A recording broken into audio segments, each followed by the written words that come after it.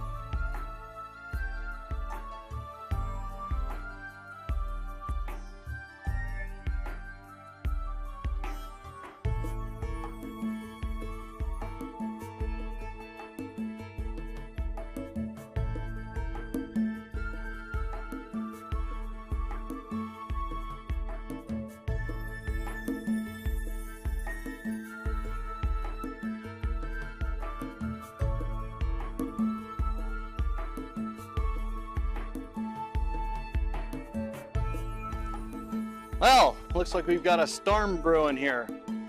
Anyway, we've got quite a bit of our form done. We've got the whole 80 feet on this west side of the building done. So that's all straight and plumb and all that fun stuff. And we've got it level, brought the laser level out and made sure it was all leveled out. What I ended up doing was taking these 8-foot boards and then tying them together with 7-foot boards. So it's pretty stout actually. And then we've got 40 feet done over there, but we couldn't finish because the about 15 feet of it right here was too high and we couldn't get our form level. So I had to take the jackhammer out, beat this thing up, and then take about 14 bucket loads of gravel out by hand, because you can't get a shovel under it. I mean, you can pick up like one or two with a shovel, one or two little rocks. It's easier just to use your hands. Ended up bringing it over here to. Basically, there was a hole in the ground from where the guy who brought our shipping container out had gotten stuck. So I just started dumping rocks into there. So you can see this whole pile right here is just from that like 15-foot long strip that I jackhammered. Oh, and then these little things here are the embed plates that we use to basically pour the concrete down, and then we just kind of wet set these. And that just means that you take them after you've poured and shove them in, wiggle them around a little bit, and then get them level with the top of the concrete. And then we take our posts, set them on top of there, and weld them in place. But what I'm going to end up doing is taking 3 posts, welding the C-channel to the top of it, and then tipping up the whole assembly at once. And the first one I'm actually planning on just tipping up and holding there, and then, just with bracing and whatever. And then we'll tip up the second one and weld those two together and make sure that everything's true and square between those. And then we'll weld all 6 of the legs in place at once. And then from there on, we'll just tip up the next section and put our purlins in between and weld them together. This will all make more sense when I'm actually doing it. Trying to describe it as, I don't know. If you've done it before, you'll understand, and if you haven't, then I probably don't make any sense. All right, well, I guess I'm gonna go inside. It's getting too windy out. All right, guys, so we are getting ready to head up to Alpine to pick up rebar for our shop floor. And anyway, those are the boards that used to be on the side of our trailer here. They were very useful, but unfortunately they were starting to warp, and you know, some of the screws, I use those deck screws, and they're a little brittle. So, I mean, it's been a year and a half, and we've traveled with this thing, you know, up to Odessa a couple times, and Alpine multiple times, and all the way down from Minnesota. So it's held up well, but it was time for him to go. And I actually mounted the tire on the spare tire mount. Yay! All right, we're gonna get going. Well, guys, I just had my first mistake here. So this board that we're looking at right here, it is 30.6 feet from that corner, and down at the other end it is 30 feet 6 inches. The tape measure I use, on one side it's got decimal, so it's like, you know, 0.1, 0.2, 0.3 feet as opposed to 1 inch, 2 inch, 3 inch, and 30.6 feet ends up being 30 feet 7 and something odd inches. So I need to pull out these 5 stakes, and, well, 6 stakes, the one that I used for my inner corner I need to pull as well. And that's where the whole problem arose. So I'm perfectly square, except for the fact that this side is not measured correctly.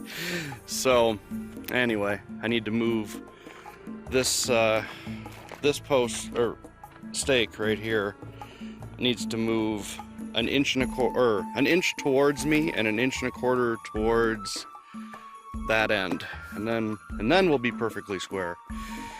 So sad. Over all this space, it's like I sat here and contemplated. I was like, oh, well, I could just, you know, I can make sure my weld plates are in the right place. It won't matter. It'll just be an inch and a quarter longer, wider, deep, or whatever. I'm going, no, Joe. We're gonna spend the hour and take these pegs out, or the stakes out, and do this right.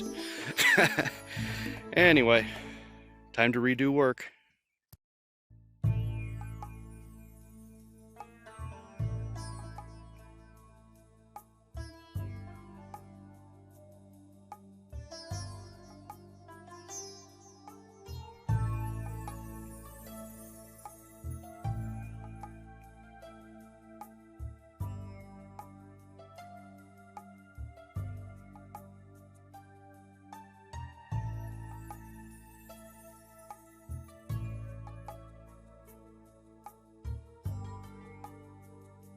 So that's it. That's the the change. But you know, at least it's going to be right now.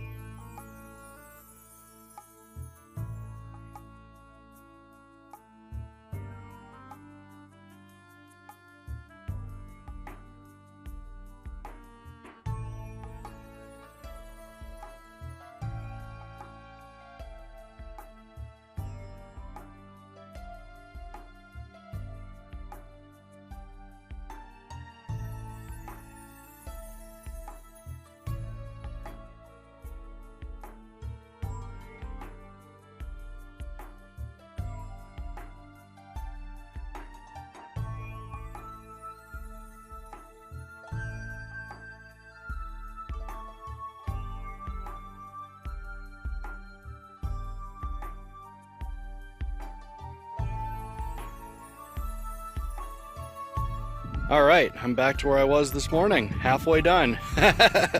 So I've got 5 more stakes to do, and then this thing is good. I'm gonna add some kicker boards along the way. There's one board right there on the end that's a little bit warped, so, but if I just push it in with my foot, it straightens right out. So once I put the kicker board on there, it'll work good. And then I'll put the rest of them in just to hold it where it is, because it's, well, it's straight as it needs to be for the half that I'm done with, and hopefully the other half will go well.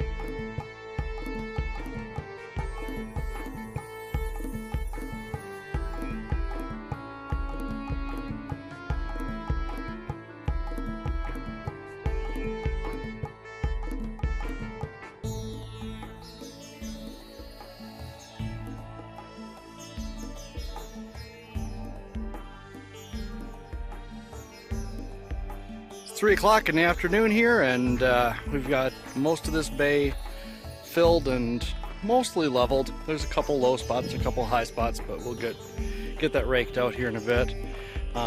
We're using this